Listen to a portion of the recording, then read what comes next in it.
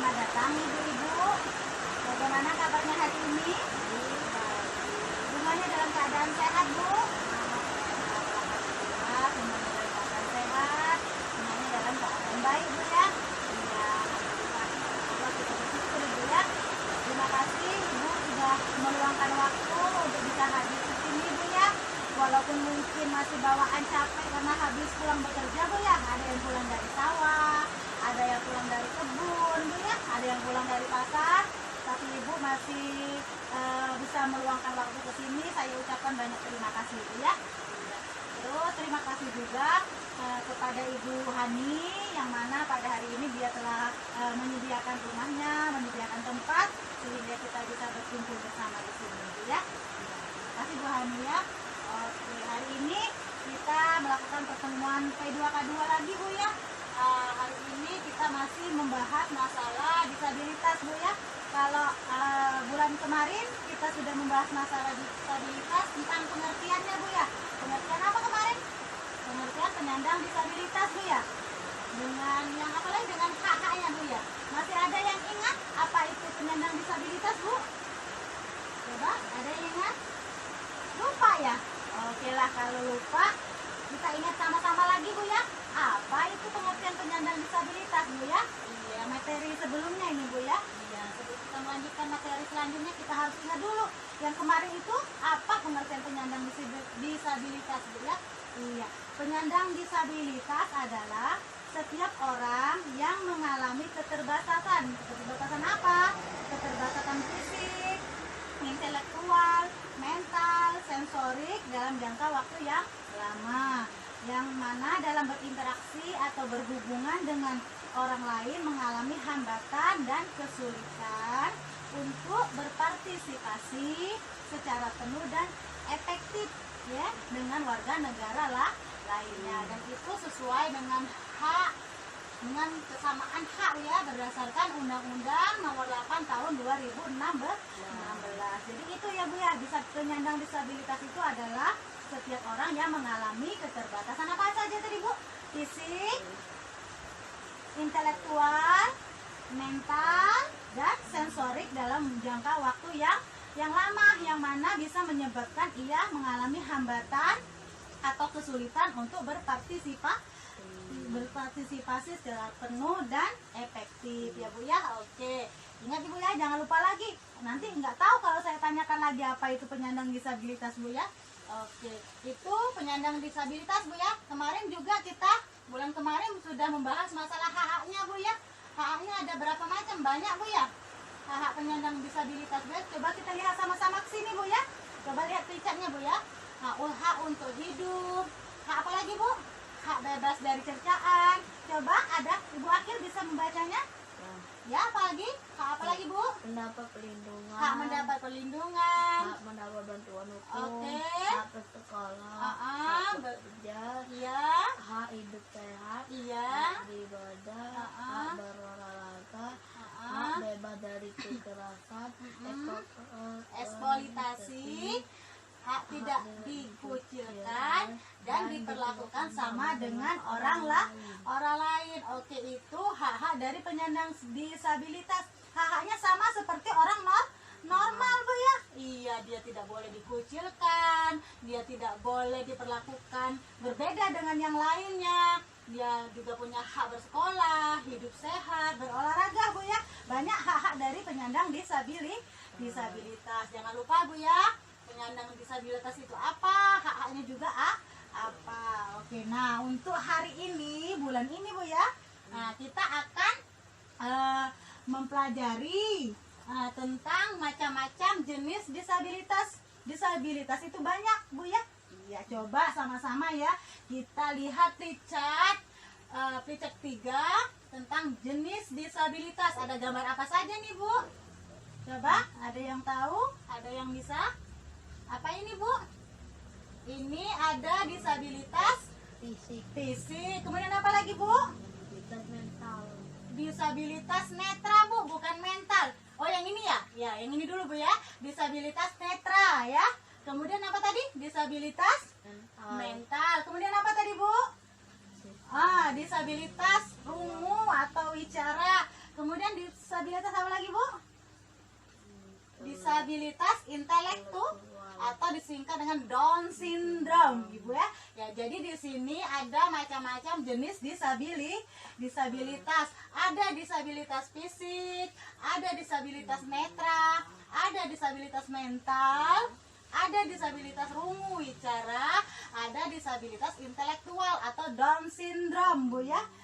Oke, nah, disabilitas fisik itu apa contohnya, Bu? Coba ini gambarnya apa, Bu?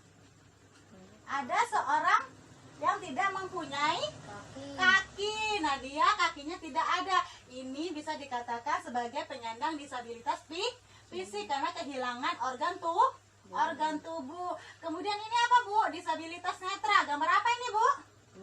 Gambar mata. Dia punya mata tapi tidak bisa melihat. Nah, namanya buta. Itu disebut disabilitas netra. Oke, kemudian ini apa ya? Disabilitas mental. Ini orang yang terlalu aktif, Bu. Ya? Iya. Disabilitas mental ini adalah orang yang tidak bisa mengontrol dirinya sendiri. Ya? Pokoknya dia mau bergerak setiap waktu, Bu ya, nggak mau berhenti. Dia tidak bisa mengontrol dirinya ya, Bu ya. Itu disebut dengan disabilitas mental atau hiperaktif, Bu ya, nggak mau diem, Bu ya.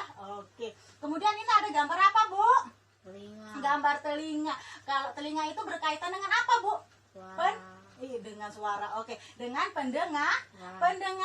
Berarti ini adalah disabilitas rungu wicara atau orang yang tuli, tidak bisa mendengar. Oke, yang terakhir disabilitas intelektual atau Down syndrome. Ini merupakan disabilitas orang yang mengalami keterbelakangan otak, Bu ya. Istilahnya itu orang yang tidak bisa berpikir seperti kita orang normal. Down syndrome intelektualnya di bawah rata, bisa dikatakan idiot, Bu ya. Iya, oke. Ini jadi macam-macam jenis disabilitas. Oke, ini kita sudah tahu ya tadi disabilitas ada apa saja, Bu Akil. Coba Bu Akil lihat lagi picture-nya, ada disabilitas apa saja? Fisik. Ya, ada disabilitas fisik, kemudian Disabilitas netra. Disabilitas mental. Disabilitas rungu wicara dan disabilitas intelektual. Nah, oke. Jadi sudah paham semua ya macam-macam jenis disabilitas. Oke, kalau kita sudah mengenal macam-macam jenis disabilitas ini, kita pasti nantinya akan mengerti ya kalau setiap manusia itu diberikan oleh Allah Subhanahu wa taala kekurangan dan kelebihan ya. Walaupun mungkin ya ini penyandang disabilitas tidak mengungkapkan ya rasa sedihnya, tapi setidaknya kita bisa mengenal dan memahami psikologis dari penyandang disabilitas. Psikologis itu kejiwaan, Bu ya. Iya, kita tidak boleh ya, Bu ya, menganggap penyandang disabilitas itu berbeda dari yang lainnya, Bu ya. Kita harus selalu mendukung, Bu ya, mendukung dari penyandang disabilitas ini agar dia tidak mengalami yang namanya rasa minder atau rendah diri, Bu ya. Iya, kita juga tidak boleh mencemoohkan. Kita harus selalu memberi semangat. Kita juga harus memahami perasaannya. Jangan sampai dia merasa tersinggung, dia merasa sedih, Bu ya. Kemudian kita harus selalu memberi semangat agar dia merasa bahwa dirinya sama seperti orang-orang yang normal. Oke ya, mengerti ya tentang jenis disabilitas. Kemudian juga kita harus selalu memahami psikologis dari penyandang disabilitas. Kita harus selalu memberi semangat, memberi dukungan. Jangan sampai dia merasa minder atau rendah diri. Jangan sampai dia merasa tidak bersemangat dalam hidup. Oke. Nah, sekarang Bu ya, kita akan lihat ke picture lagi, Bu ya. Di sini ada apa ini, Bu? Ada seseorang yang terbaring di tempat tidur, Bu ya. Nah, di sini diistilahkannya seorang penyandang disabilitas berat, Bu ya. Iya, penyandang disabilitas berat itu apa ya? Coba ya, saya bacakan ya, Bu ya. Penyandang disabilitas berat adalah penyandang disabilitas yang kedisabilitasannya sudah tidak dapat direhabilitasi. Apa itu sudah tidak dapat direhabilitasi? Artinya sudah tidak dapat diobati. Terus tidak dapat melakukan aktivitas kehidupannya sehari-hari atau sepanjang hidupnya tergantung pada bantuan orang lain dan tidak mampu menghidupi diri sendiri. Jadi penyandang disabilitas berat itu adalah penyandang disabilitas yang kedisabilitasnya atau kekurangannya itu sudah tidak dapat diobati lagi, Bu. Ya, istilahnya itu sudah permanen atau tetap. Kemudian dia juga tidak bisa melakukan aktivitas kehidupan sehari-harinya tanpa bantuan orang lain. Istilahnya dia tergantung pada bantuan orang lain. Nah, itu dinamakan apa tadi, Bu? Penyandang disabilitas berat. Oke. Jadi kalau misalnya di dalam keluarga kita, Bu ya, ada penyandang disabilitas berat, kita tidak boleh membiarkan dia sendiri. Memang sudah kewajiban kita untuk bisa selalu membantu. Jangan kita merasa bosan, jangan kita merasa capek diurusin terus tiap hari. Jangan sampai seperti itu, Bu ya. Karena disitulah letak keistimewaannya, Bu ya. Disitu letak amal pahala kita membantu orang yang kekurangannya dalam segi apa? Nah, mungkin dia tidak bisa berjalan lagi, mungkin, Bu ya, dia tidak bisa melihat. Nah, itu, Bu ya. Jadi memang sudah kewajiban kita sebagai orang yang normal untuk bisa membantu apabila ada di antara kita istilahnya anggota keluarga kita yang mengalami disabilitas berat. Oke. Nah, buku pintarnya bawa enggak, Bu? Nah, kalau bawa coba dibuka halaman 6, Bu ya. Nah, di halaman 6, Bu ya. Ada, Bu? Oke, kalau ada kita lihat sama-sama, Bu ya. Di situ tadi ada gambar jenis disabilitas, Bu ya. Iya, ada gambar apa tadi, Bu ya? Disabilitas fisik, Bu ya. Terus apa lagi, Bu? Iya, disabilitas netra, Bu ya. Apa lagi? Disabilitas mental. Kemudian disabilitas apa lagi? Rungu wicara, Bu ya. Kemudian ada disabilitas intelektual. Oke. Nah, di sini, Bu ya, ada pelayanan. Ada pelayanan terhadap penyandang disabilitas juga, Bu ya. Iya. Pelayanan terhadap penyandang disabilitas berat di keluarga. Nah, ini apa pelayanannya, Bu? Contohnya, contohnya kita memberi makanan 4 sehat, 5 sempurna. Kemudian membantu memandikannya, Bu ya. Kemudian apa lagi? Membantu menggantikan pakaiannya, ya. 2 kali sehari. Kemudian membantu menggantikan alas tidurnya.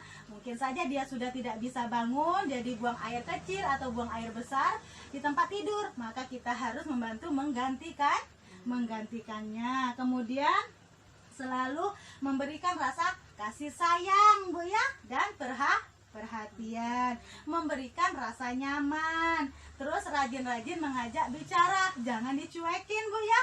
Iya, kasihan, Bu ya. Kemudian mengajarkan tentang nilai-nilai yang baik dan mana nilai-nilai yang buruk. Membuatkan akte kelahiran bila dia belum mempunyai akte kelahiran, Bu ya. Iya, kemudian membawanya ke puskesmas untuk memeriksakan kesehatan. Memberikan obat apabila dia harus minum obat setiap hari. Kemudian apa lagi? Mengajaknya bermain. Terus memberikan terapi kalau dia perlu terapi. Kemudian menjaganya dari kekerasan. Kemudian mengajarkan nilai-nilai spiritual atau nilai-nilai agama. Oke, itulah, Bu ya, tentang jenis-jenis disabilitas dan pengertian penyandang disabilitas berat, Bu ya. Iya, apa saja yang harus kita lakukan? Istilahnya kalau penyandang disabilitas berat itu dia sudah tidak bisa melakukan apapun tanpa bantuan orang lain. Dia sudah tergantung dengan bantuan orang lain. Maka seyogyanya lah bagi kita yang masih bisa membantu, yang hidupnya normal, keadaannya normal, untuk membantu anggota keluarga atau orang lain yang mengalami disabilitas berat. Oke, paham Bu? Paham. Ada yang ingin ditanyakan? Tidak ada. Tidak ada? Oke, kalau sudah paham semua, nanti kalau misalnya masih ada yang ingin ditanyakan, boleh Bu ya. Nah, saya juga memberikan saran atau memberikan anjuran Bu ya, kalau misalnya nanti di dalam keluarga kita ada anggota keluarga kita yang mengalami penyandang disabilitas berat, dan kita sudah mempelajari ya Bu ya, apa tadi penyandang disabilitas, jenis-jenis disabilitas, kemudian apa itu disabilitas berat, kita sudah memahaminya. Maka saya minta kepada Ibu, apabila penyandang disabilitas ini perlu bantuan, seharusnya lah kita membantu, jangan biarkan dia sendiri, karena hak-hak dari penyandang disabilitas sama seperti hak-hak orang yang normal seperti kita. Oke ya, kalau sudah jelas, nggak ada yang ingin ditanyakan Bu? Tidak ada. Alhamdulillah, terima kasih. Kalau sudah tidak ada yang ingin ditanyakan, berarti sudah paham semua Bu ya. Nanti bulan depan kita pertemuan lagi Bu ya. Iya, kita akan membahas sesi selanjutnya. Bulan depan tanggal berapa Bu ya? Tanggal berapa? Tanggal 7 Bu ya? Tanggal 7 Agustus Bu ya. Oke, untuk bulan depan kita mempelajari sesi selanjutnya Bu ya. Oke, untuk yang ini sudah paham semua kan Bu? Iya. Iya, kalau sudah paham semua, kita tutup ya pertemuan kita hari ini Bu ya, tentang jenis-jenis disabilitas dan penyandang disabilitas berat. Oke, nah sebelum saya tutup, saya meminta maaf kepada ibu-ibu apabila mungkin dalam penyampaian materi ini mungkin masih banyak kekurangannya, dan mungkin saya juga ada salah ucap yang mungkin bisa menyinggung perasaan dari ibu-ibu. Saya meminta maaf, dan kepada Allah saya memohon ampun Bu ya. Iya, sekali lagi saya ucapkan terima kasih, ibu-ibu sudah bersedia untuk menghadiri, meluangkan waktu untuk kita bisa berkumpul di sini bersama dalam pertemuan P2K2 Bu ya. Iya, oke. Akhirul kalam, saya ucapkan wassalamualaikum warahmatullahi wabarakatuh.